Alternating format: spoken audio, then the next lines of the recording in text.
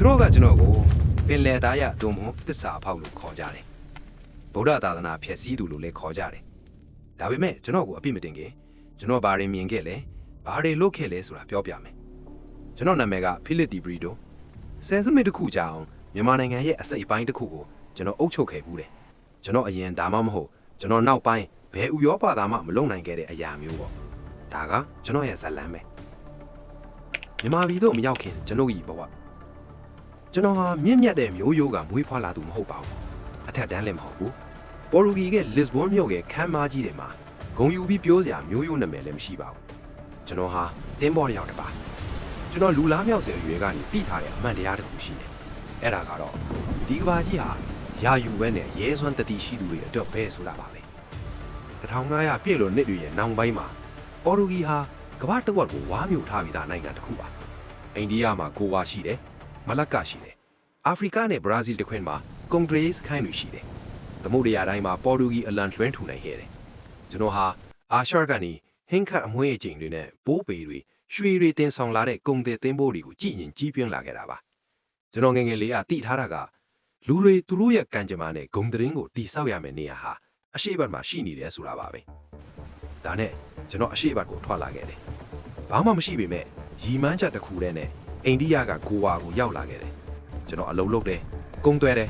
လိုအပ်ရင်တိုက်ပွဲဝင်တယ်အာရှရဲ့ဘာသာစကားတွေနဲ့နိုင်ငံပေါ်တွေကိုတေချာလေ့လာခဲ့တယ်ဂိုဝါမှာနေနေတဲ့လူတွေမသိတဲ့အချက်တစ်ခုကိုကျွန်တော်သိခဲ့တယ်အဲ့ဒါကတော့အာရှရဲ့အစွန်အဖျားဒေသတွေမှာဘယ်ပင်မှလက်လန်းမမီတဲ့နေရာတွေမှာထက်မြက်တဲ့ရဲရင်တဲ့လူတစ်ယောက်ကကိုပိုင်အင်ပါယာတစ်ခုကိုတီးဆောက်နိုင်တယ်ဆိုတာပါပဲကျွန်တော်လူအပ်နေတာကအခွင့်အရေးတစ်ခုမြန်မာပြည်ကအဲ့ဒီအခွင့်အရေးကိုကျွန်တော်ကိုပေးခဲ့တယ်မြန်မာပြည်တို့ရောက်ရှိခြင်းရခိုင်စစ်စင်ရေး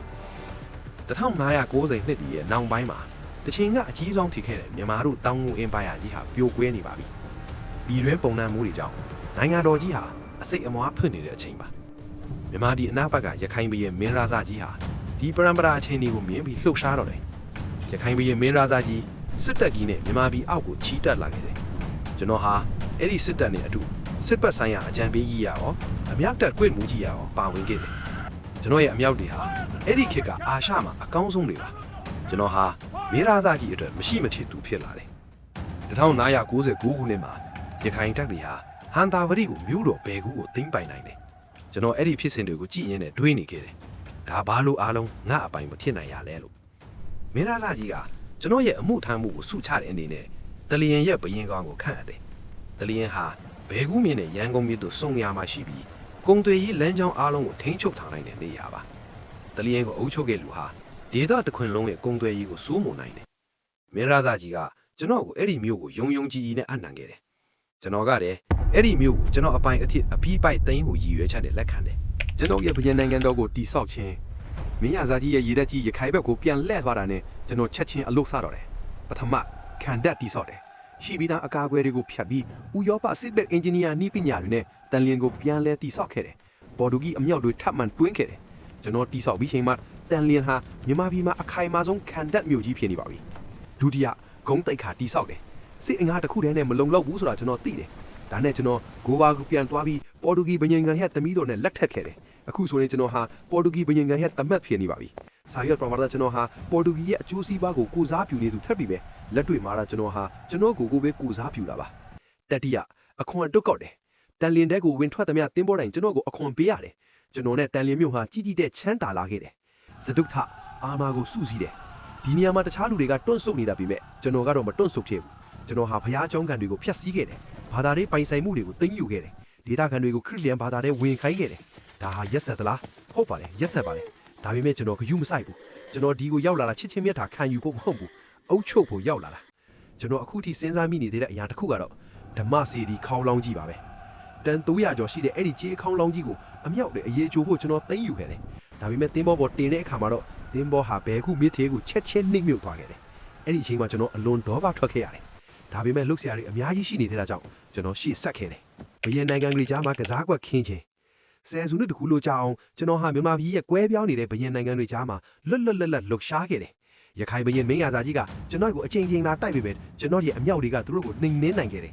အထက်မြန်မာပြည်ကတောင်ကိုမင်းစစ်တွေဟာလည်းအချင်းချင်းတိုက်ခိုက်နေကြတာနဲ့ကျွန်တော်ကိုလာမတိုက်နိုင်ခဲ့ဘူး ကျွန်တော်ဟာသူတို့ကြားမှာမီဇာကူကျို့အတွက်မဟာမိတ်ဖွဲ့လိုက်တစ္ဆာဖောက်လိုက်နဲ့ကစားခဲ့တယ်ကျွန်တော်ဟာတန်လင်းမှာပေါ်တူဂီလူမျိုးတွေနဲ့ခရစ်ယာန်ဖျားเจ้าတွေပါတဲ့ဥရောပမြို့တော်လေးတစ်ခုကိုတီးဆောက်ခဲ့တယ်ကျွန်တော်တကယ်ယုံကြည်ခဲ့တာကဒီ Empire ဟာကျွန်တော်နောက်ပိုင်းအထိတည်တက်နေလိမ့်မယ်ဆိုတာပါပဲအနောက်ပတ်လွန်မင်းကျွန်တော်အထင်သေးခဲ့တဲ့လူ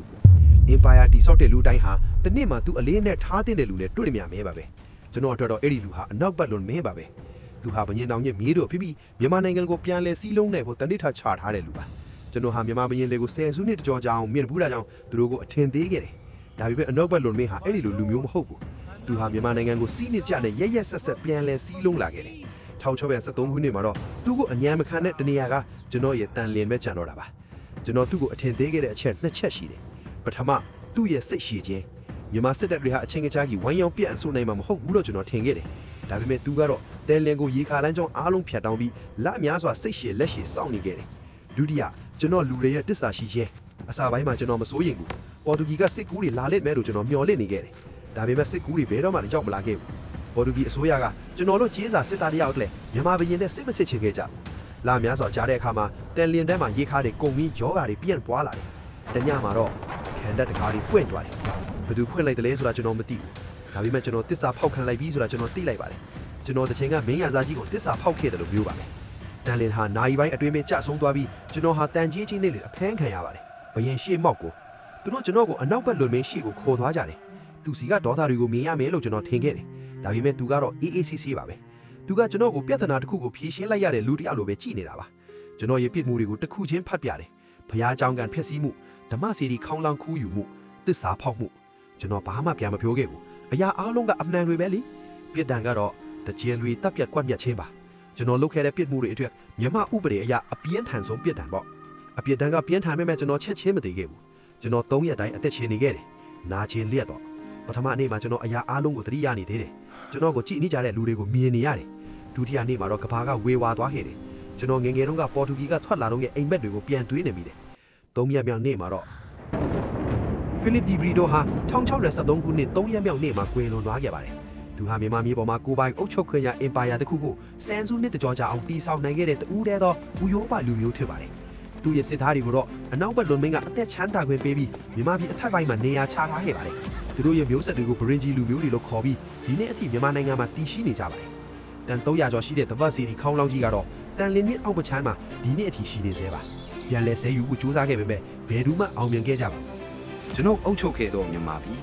ဖိလစ်ဒီဘရီဒိုဤမပြောပြခဲ့ဘူးသောဇလန်